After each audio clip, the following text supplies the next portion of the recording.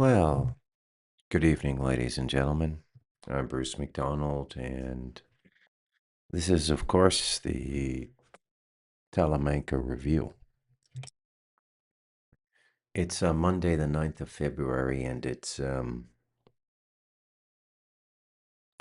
10:07 p.m. Now, I have coffee coming here.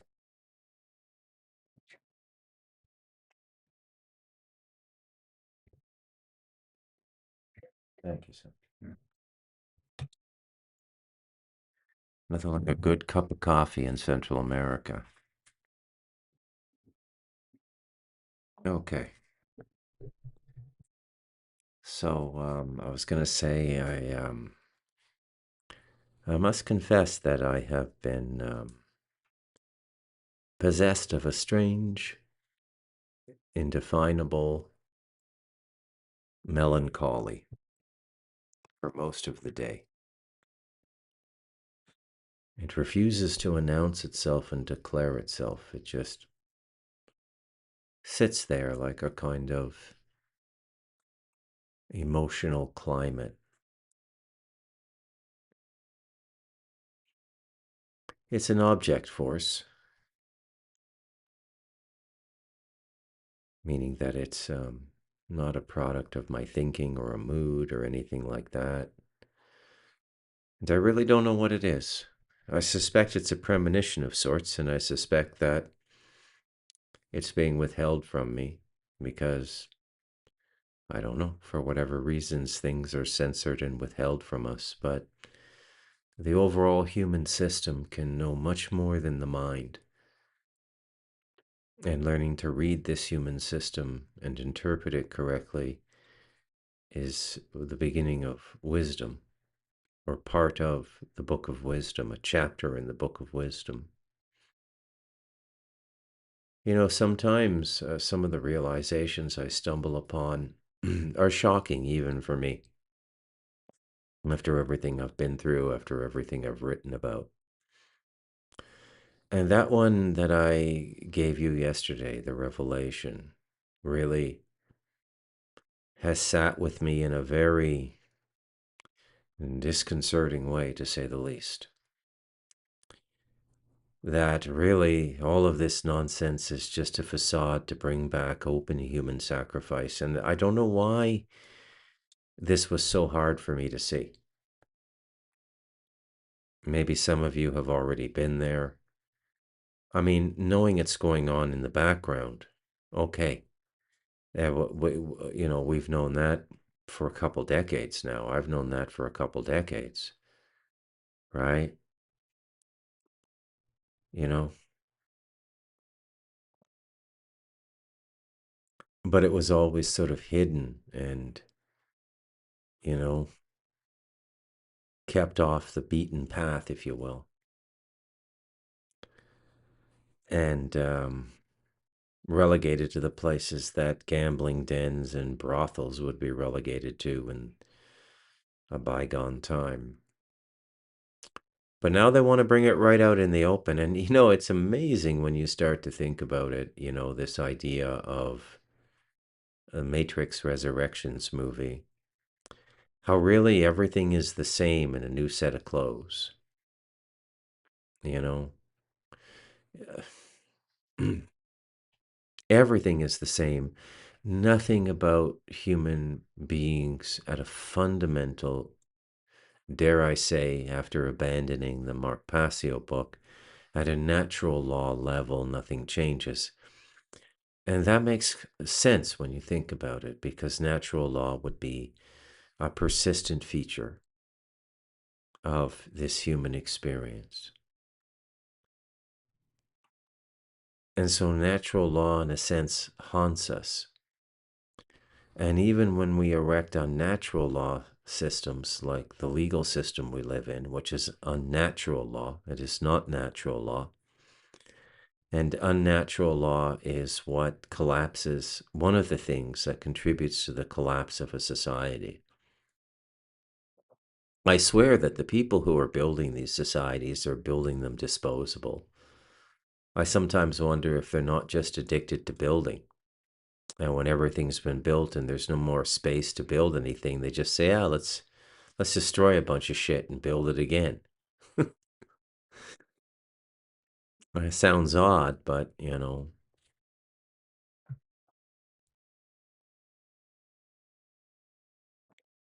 not really when you start to think about it.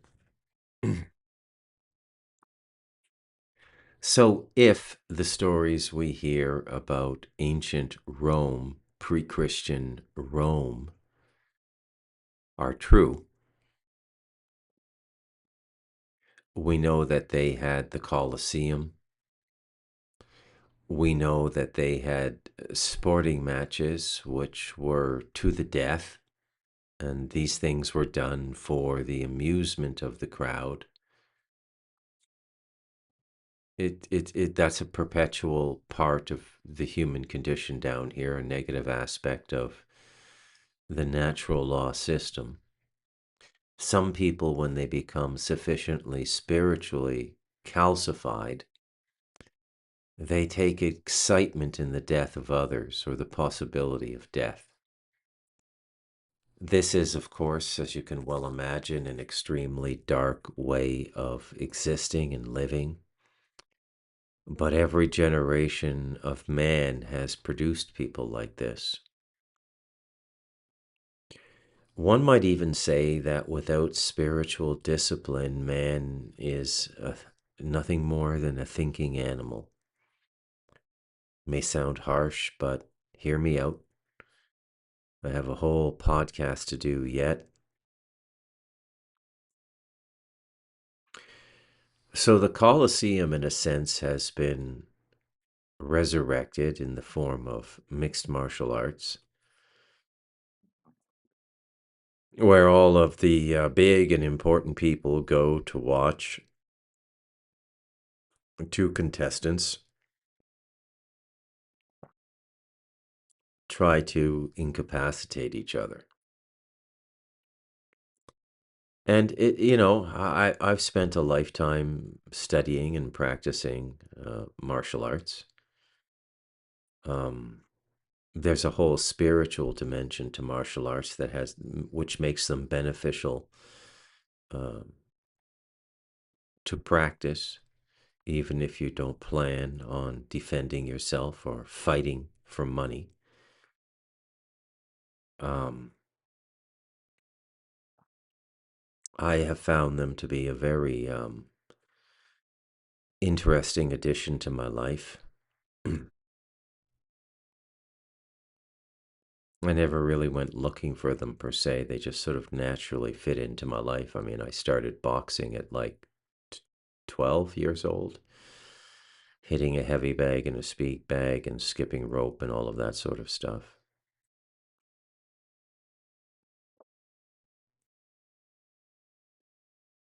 And then there was the foray into the Far East, the home of modern martial arts, which, took self-protection and self-preservation to a monastic level, which in and of itself was quite interesting. But I digress. So we have the Colosseum, but there's real Colosseums too. They still do that stuff. It's the elites still do that stuff. They have stuff that takes place in the underground where you know going to watch somebody being knifed to death is like going to a movie. They like that sort of stuff because they're of the spiritual nature that I described, calcified. And all of these things are understandable and explainable, and they're basically a form of psychology at the end of the day. There's nothing spectacular about them, there's nothing that should arrest you with fear. This is just the human condition. It's always been this way, and it still is this way. Nothing has changed about our nature, nothing has changed about who we are. It's a giant hamster wheel. Well, this is turning out to be a very cathartic podcast. I think I'm defining the melancholy. Perhaps it's just nothing more than a greater realization of the human condition, which I have been loath to articulate even to myself.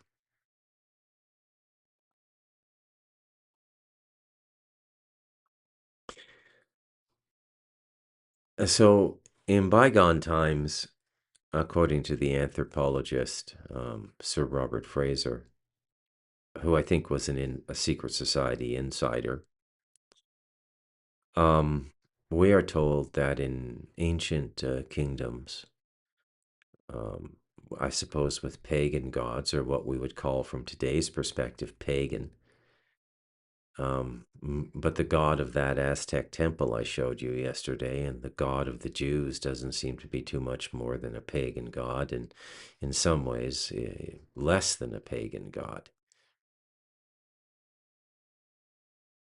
So don't be so quick to knock paganism.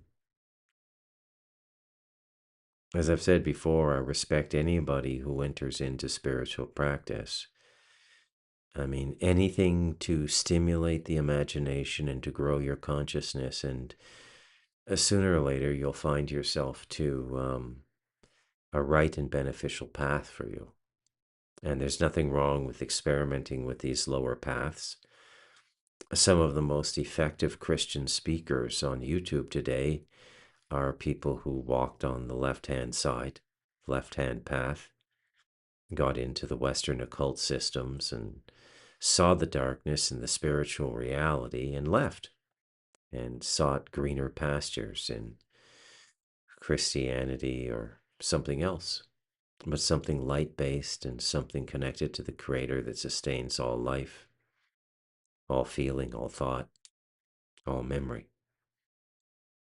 And so it's a success story, right? I mean, if they moved from nothing and found themselves to a meaningful relationship with a loving creator, then that's a success story, even if the way they got there was a left-hand path. You see, the rigidity of the mind, the recalcitrance of the mind, and its refusal to believe in the supernatural is very often broken first by negative supernatural experience, and then the person flips over to the positive side. Very, very natural and normal thing. So that's why I'm always hesitant to shit on these negative paths. You know, Mark Passio is a classic example. Okay, a classic example. You learn a lot about a person when you try to write a book. All right. So, especially somebody who's a public speaker, I think Bill Cooper had a meaningful and real message. I think that Alan Watt had a real and meaningful message. I think that Jordan Maxwell had a real and meaningful message. And that's why you can harvest a book from them. Max Egan does not. There's no substance to his podcast. It's all negative emotion, and probably because he smokes pot every day. I'm just theorizing, but he strikes me as the type, and a lifetime of smoking pot puts you in the negative emotional spectrum, whether you realize it or not. Now, the negative emotional spectrum allows for certain perspectives on life which are occulted from the normal person and may appear to be wisdom to the uninitiated. And that's how Max has fooled everybody with his bleeding heart bullshit. And that's all it is, bleeding heart bullshit. He never wanted to really build anything in his life. So to give himself meaning, he became a professional whiner. Boy, that melancholy's really loosened my tongue tonight. Frederick Blackburn in the Blackbird Talmud definitely had some brilliant observations, um, which are really well captured in his book. And yeah, So, but I found the same thing with Passio that, when you go to look for a voice, when you go, you see, a book is different than public speaking, you know? It's very interesting the way the whole thing works out. AI can't create anything. It can only take what's in front of it. And let's say you've got 100 transcripts of 2 hours apiece. So you got 200 hours of audio. Generally 2 hours of audio will be about 30,000 words. Um, so, 200 hours of audio would be, I guess, about 3 million words, right? Um, yeah. And so that's more than enough to whittle down or distill, like the maple syrup process, where you go from sap to maple syrup. So a gallon of sap might make a half liter of maple syrup, or a quarter liter of maple syrup. It's quite a distillation process, right? And that's what these curated books are. And as you go through the process, you get into the sort of very heart of the person, and the way you use the AI as an editor, a curator, and a writer is you're looking for the heart or the marrow of what this person is saying. And ideally, you're looking for a story, because the human brain and the human being interprets best through stories. And that's why stories have been told since the beginning of time. So I think also why the Bible is a bunch of stories. And as you go through this distillation process, if you can't find the story, it's because there is no story. If you can't find the maple syrup, it's because there is no syrup. And then you realize through the distillation process that the speaker was just sort of hot air, you know, which makes me think about what a story is. And a story is something that tells you the truth. And if the truth is extremely negative, um, through the arc of the story, tells you how to get out of that negativity. And through the body of the story, tells you how you got into that negative circumstance. And finally shows you what liberation from it is, you know. And there's always layers, spiritual layers to a story, because the stories we tell through our lifelines on the planet are also choreographed and edited. This is the evidence we get from all the near-death experience people. This is the evidence we get from the enlightened people. So this is true. I've seen it, aspects of it, not the totality of it, but I've certainly seen many aspects of it myself. So story is really important. It's really story is really the distilled product of sentient life in sequential time, which is the 3D. Time works differently on the next dimension, and even more differently on the dimension above that, or the dimension finer than that. We always think of dimensions as hierarchical, but it's not really true. They're all sort of in the same space, but at different expressions of refinement, each one operating at a level of subtlety indiscernible to the coarseness or the grossness of the one it's occulted within. So everything is occulted in this third dimensional reality, and a lot of the occulted stuff has been put into human consciousness, which is accessed through the body. And it all comes down to stories, right?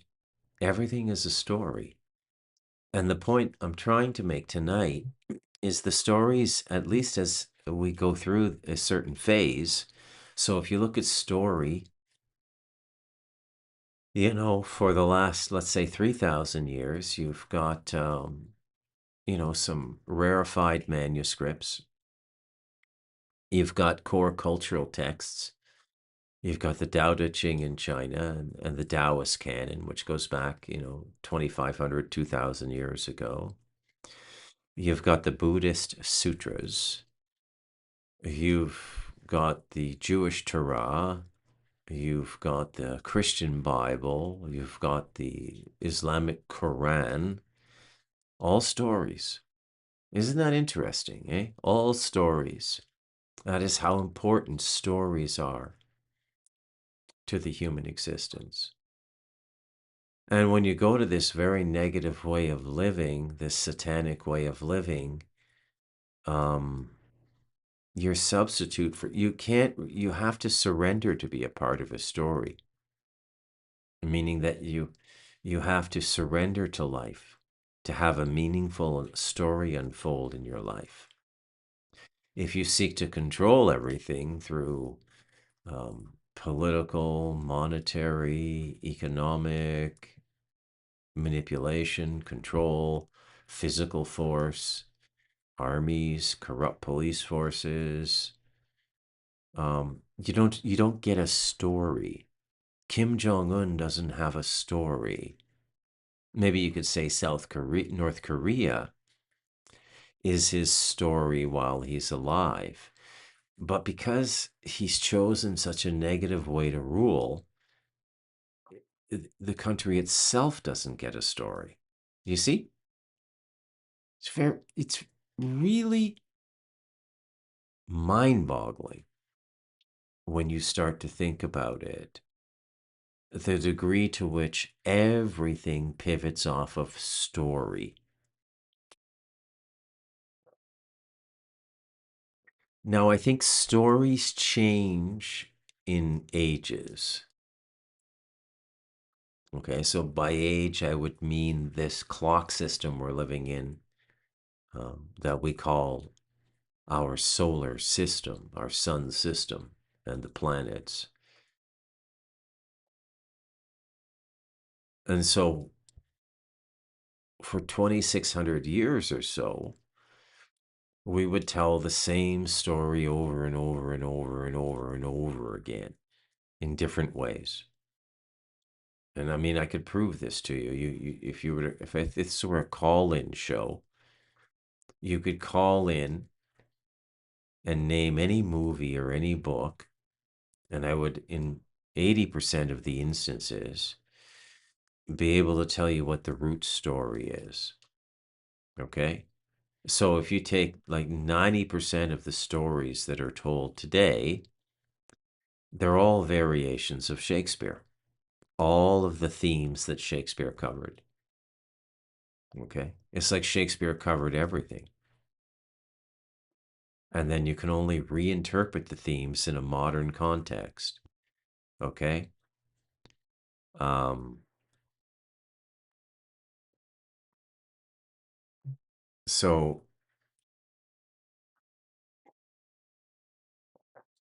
and very often, if the writer is honest, they'll tell you what their story is. So, if you go back and you watch True Romance with, I think it's Patricia Arquette and Christian Slater, Michael Rappaport's in it, a young Brad Pitt is in it, very early film role, pre-Sopranos role for James Gandolfini. Brilliant, brilliant role for Dennis Hopper, Christopher Walken. I mean, if you haven't watched it in a while, rewatch it. It's a great movie. You know, he'd hate me for saying this, but the best Quentin Tarantino script, I think, is the one he didn't direct. He wrote True Romance, but Tony Scott directed it. Ridley Scott's brother, who later committed suicide, jumped off a bridge, I believe, in California. Tough life, that California life. He couldn't see his story anymore. Okay? That's what happens to people when they commit suicide, too, or when they start to have suicidal ideations. They can't see their story anymore. See, the story is the life God gave you. And if you think, but for it to unfold properly, you have to live with humility. You have to live in a state of surrender. Doesn't mean you have to be some holy roller on your knees all the time, like St. Francis of Assisi. But you have to have minimum respect for other people, their presence on the planet, the dignity of their lives, the dignity of the lives of animals. You have to have all those things present in you. And if you can remain that humble, you'll get a life. But if you try to control everything, you don't get a life. You just get control. And then what happens is you get sicker and sicker and sicker and sicker. Because all the things that you thought you wanted control for, well, once I control this, I'll be famous and people will respect me and I'll get the partner I deserve and I'll have a beautiful. No, it never works out that way. And the reason it never works out that way is because the things you fantasized about before you took up the path of violence and control are no longer available to you because they could only be given to you if God gave them to you. If you go out into life and take something, it's not really yours.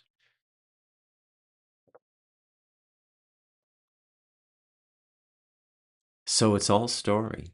And we're living in the same story as the Second Temple of Solomon. We're living in the same story as ancient Rome. It's all just repeating itself.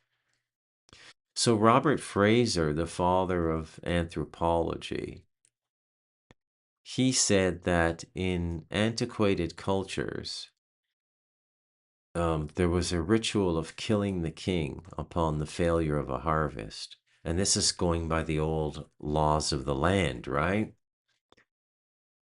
So the person who's given authority over the community, the kingdom, whatever you want to call it, you don't just get that title and get that position and all of the respect and the dignity and the awe that goes with it. You don't get it for nothing. You get it by putting your life on the line. Because if the kingdom doesn't function and the people suffer, they will kill you. This is what Robert Fraser told us. That in ancient times, we always killed the king because the king and the land were perceived to be one. And if the land was not fertile and people suffered and the crops did not come in, they would blame the king because he was simultaneously the natural and supernatural leader. This is what kingship was. Tolkien explains it quite well in The Lord of the Rings and distinguishes the difference between a true bloodline king and a steward, as was the case in the city of Gondor, if you're familiar with that Lord of the Rings trilogy, either reading or seeing the movies. And if you think about it, the 4-year election is the ritual of killing the king. So we do it in effigy now, okay? But I'm starting to think that there was a certain uh,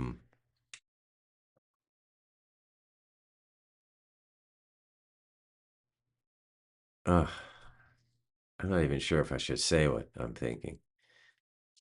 What the heck? It's a free flowing podcast.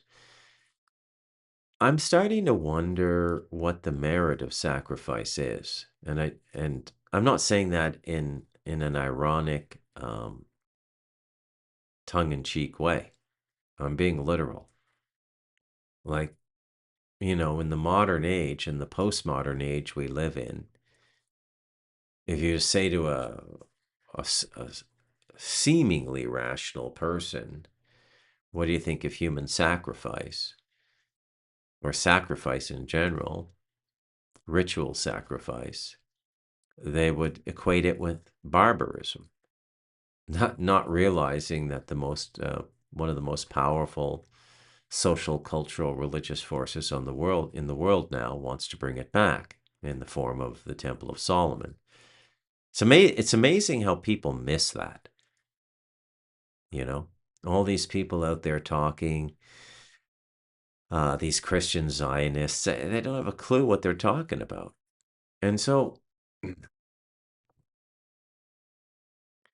it may very well be possible that if you corrupt these lineages and, generally when I speak within the framework of about 1901 till now. And it's where most of my thinking has been.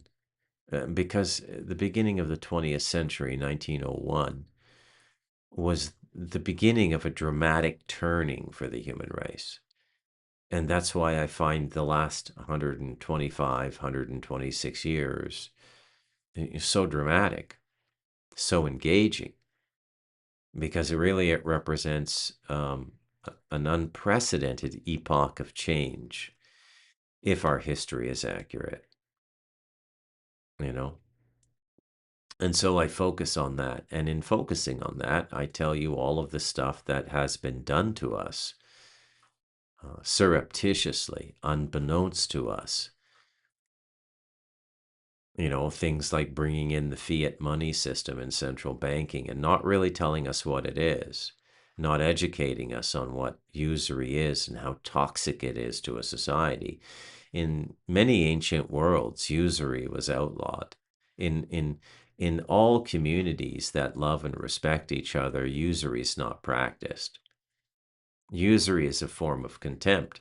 To practice usury on somebody is to show contempt for them. It's forbidden in the Torah for a Jew to charge interest to another Jew. So even the Jewish law, even the Torah, acknowledges it. But somehow we haven't been able to form a brotherhood of man that eradicates this toxicity of usury. It just will not go away.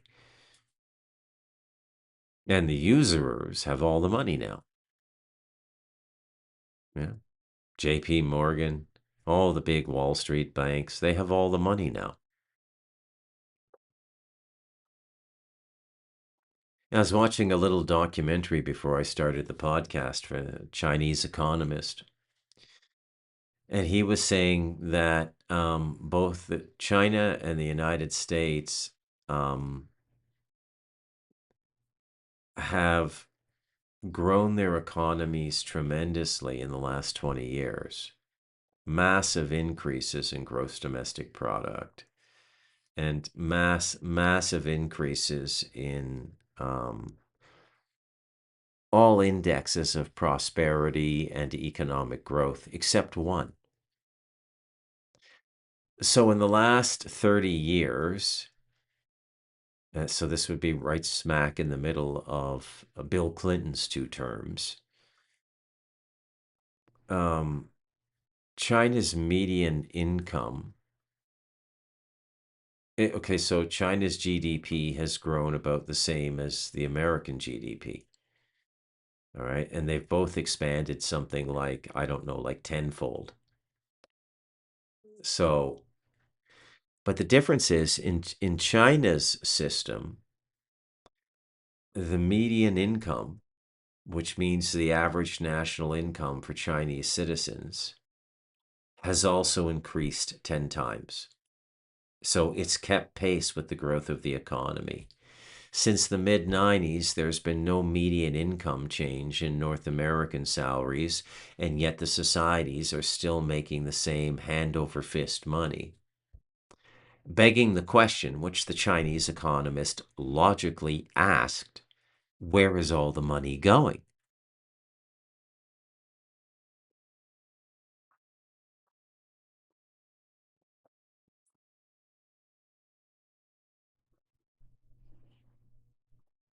So we don't kill our leaders anymore.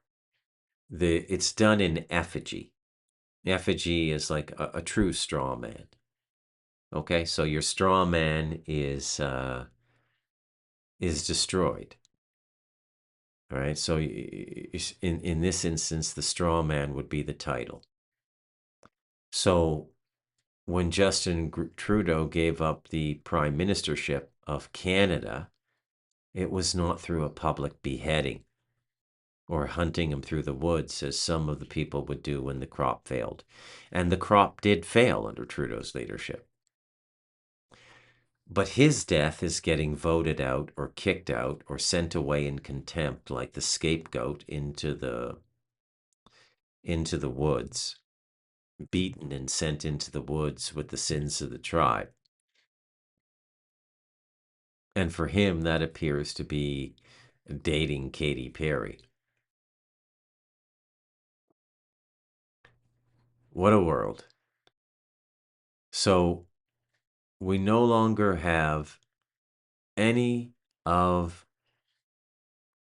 the dignity that we used to have.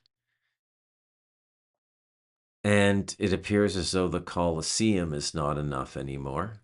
And at least, say this about the Romans, at least in the Colosseum, you had a fighting chance, literally. Okay? You could live or you could die. Gruesome choice to kill someone or be killed. Quite a life back then.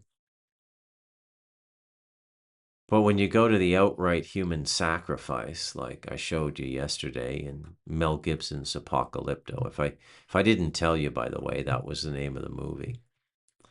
I love Mel Gibson. I've always loved him as an actor and a director. I was enchanted by his early work with the Australian director Peter Weir, with whom he did two films. One is a masterpiece of World War I called Gallipoli. And the Battle of Gallipoli for Australia is like Normandy for the Americans.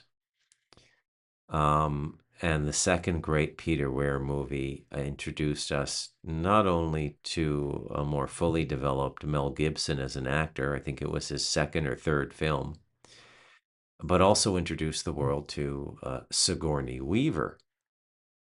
Yeah, you want to see a beautiful woman. Look at Sigourney Weaver in like 19 whenever year the Year of Living Dangerously came out. And let me ask that because I haven't asked any questions this podcast, and I feel like I'm not properly using my.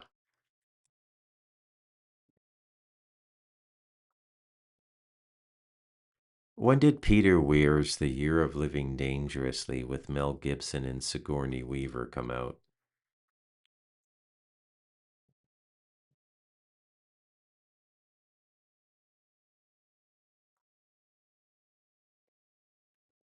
Holy shit, am I ever old? 1982. Um, so of course Mel Gibson made his bones with The Road Warrior, and yeah. Now, sometimes when they want to give, let's call it, legitimate catharsis to the human nature, which is to kill the king, and a lot of times what they'll do now is they'll foment a color revolution. And we know that the color revolution is possible because the people are angry. So they want to kill the king, they want to kill the leader. And then an outside force will come in and provide a little bit of incentive, and then it happens.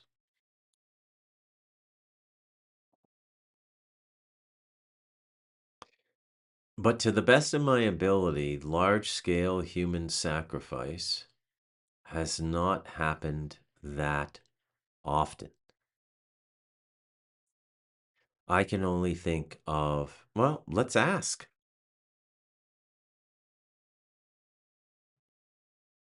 How many cultures in the last 3,000 years have practiced habitually ritual human sacrifice as a religion? Let's get the answer here.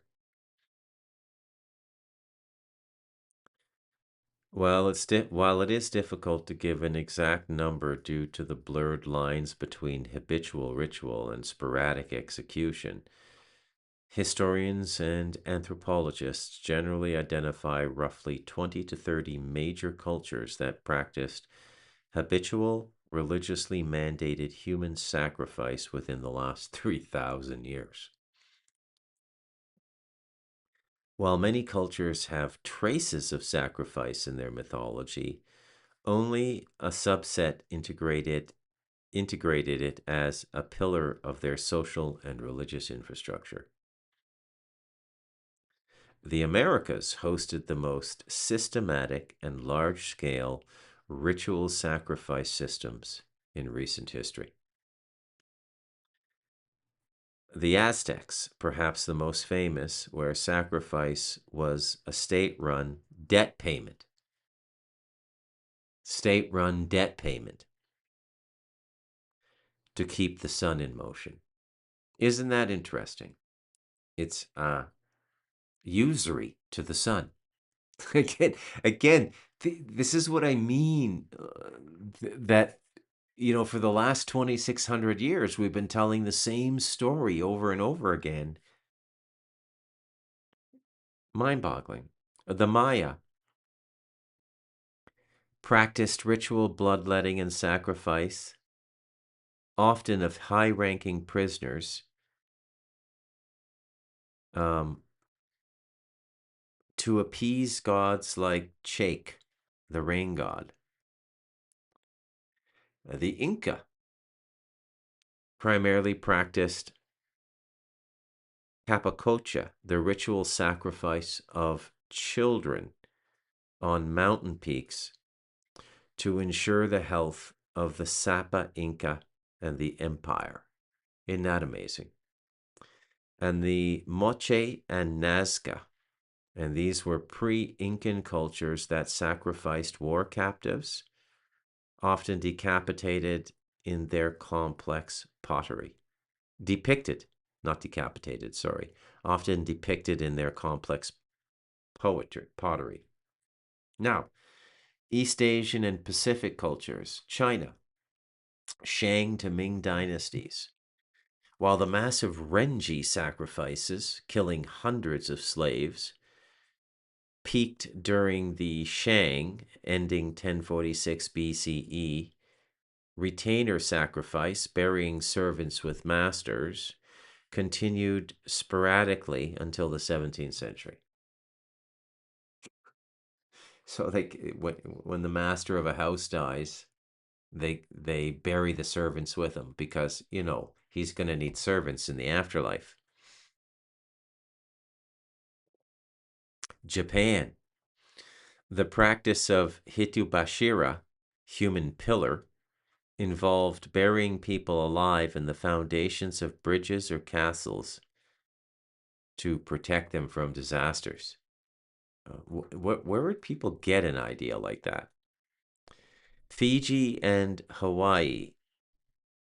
In Fiji, the carpeting of the grave involved strangling the wives of a deceased chief. Wow. In Hawaii, sacrifices were made to the war god Ku until the early 19th century. European and Mediterranean cultures. Many of these cultures moved away from the practice during the Axial Age or through Roman Christian influence. The Carthaginians, famous and debated for Tophet sacrifices, where infants were reportedly sacrificed to Tanit and Baal Hamon, and that's the Baal we know, Baal. Isn't that interesting? The Celts, my people. Roman accounts describe wicker man burnings and ritual drownings, though archaeological evidence suggests these may have been more common during times of extreme crisis. The Vikings practiced retainer sacrifices, slaves killed to follow masters to Valhalla, and the great sacrifice at Uppsala every 9 years. African cultures. The kingdom of Dahomey, known for annual customs, where hundreds of prisoners were sacrificed to honor deceased kings. The Asante Empire practiced ritual killings during the funerals of royals and during the festival of New Yams.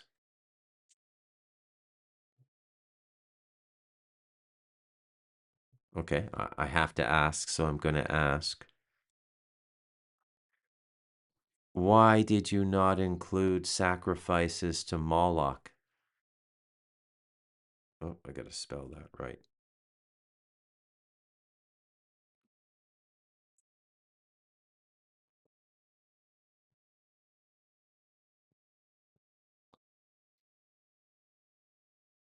It's curious because the one we all know is the one they didn't include. Here's Gemini. That's a fair question. Oh, thank you, Gemini. That is a fair question. And the reason I didn't list Moloch as a culture is that Moloch is the name of the ritual or a god rather than a specific culture. In my previous response, I included this under the Carthaginians, part of the Punic Phoenician culture. However, the Moloch question is actually one of the biggest debates in archaeology and linguistics right now. Here is why it's complicated. Is Moloch a god or a vocabulary word? It's a fucking demon, you idiot. It's in Milton's Paradise Lost. This is what I mean about losing the language, and this AI is going to fuck up everything. I'm telling you right now. For centuries, Moloch was thought to be a bull-headed god of the Canaanites. However, modern scholars, starting with Otto Eisfeld in 1935, discovered that in the Punic language, the word Mick, vocalized as mulk or mulk, actually refers to the type of sacrifice itself, not the recipient. So Mick, Mr., sacrifice of a lamb, Mick DM, sacrifice of a human. So when the Bible mentions giving your children to Moloch, many historians now believe it literally means giving your children as a milk sacrifice to a god like Baal or El, rather than to a god named Moloch. Again, Moloch was a demon. Now, the Phoenician and Carthaginian connection. So, what I find amazing about this is that, so I'm just going to ask, did the ancient Hebrews ever practice ritual human sacrifice or child sacrifice? We're literally watching everything being rewritten right in front of our eyes, folks.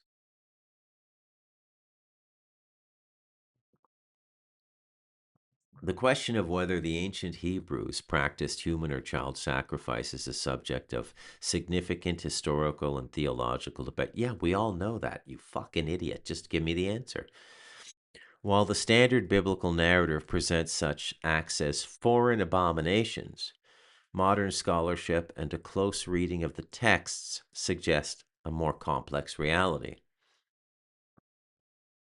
The scholarly perspective and evolving practice. Most modern historians and biblical scholars believe that child sacrifice did occur in some early Israelite circles, though it was eventually eradicated as Hebrew religion evolved into monotheism. Evidence of practice.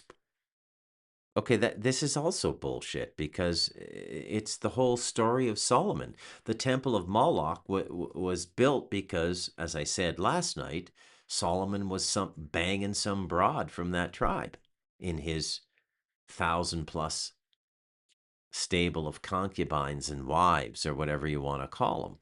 And there we know the time too, so it's about 900 BC. Solomon is the son of King David.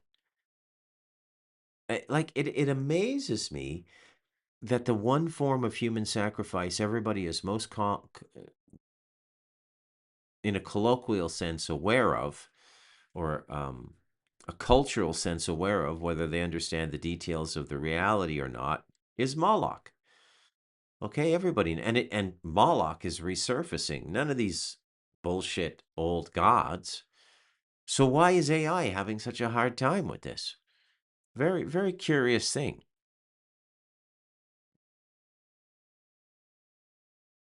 So, evidence of practice. Prophets like Jeremiah and Ezekiel frequently condemn the practice of passing children through the fire.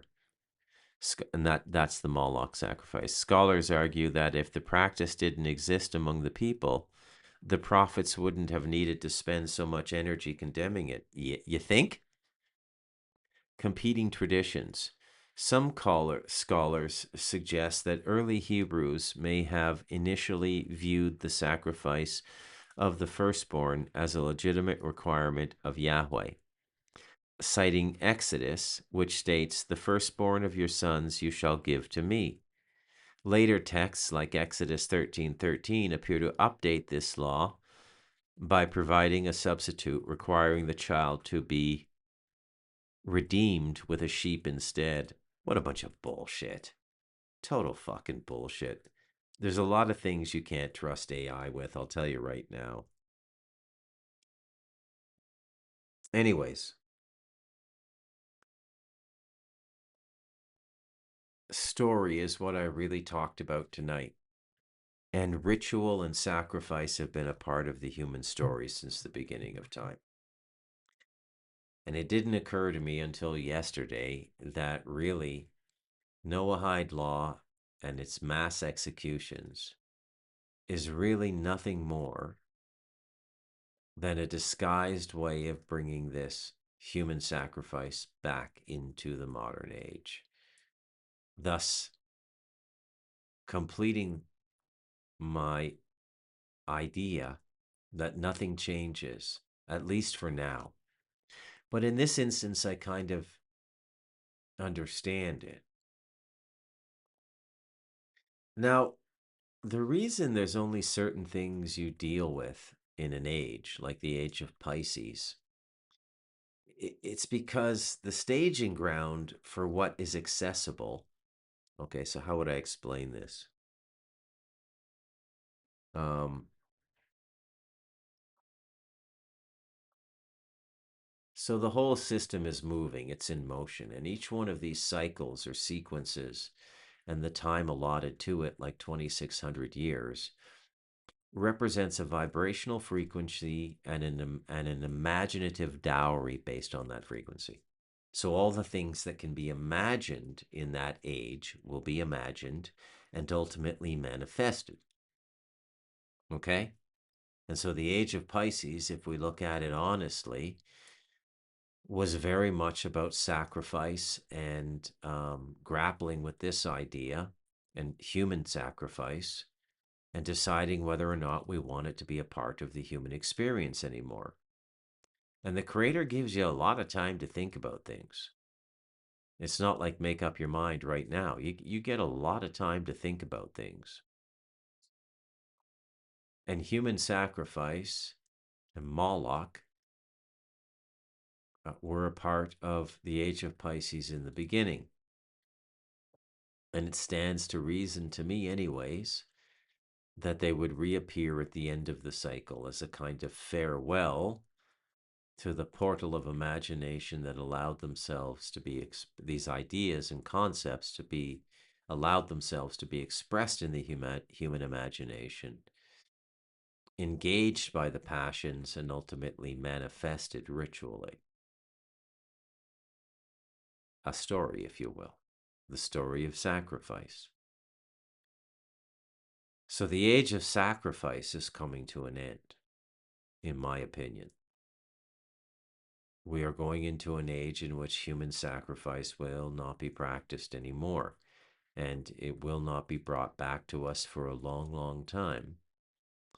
And this coincides with, I think, the reintroduction of benign multidimensional contact, whether you regard it as angelic or extraterrestrial. This is on the horizon as well.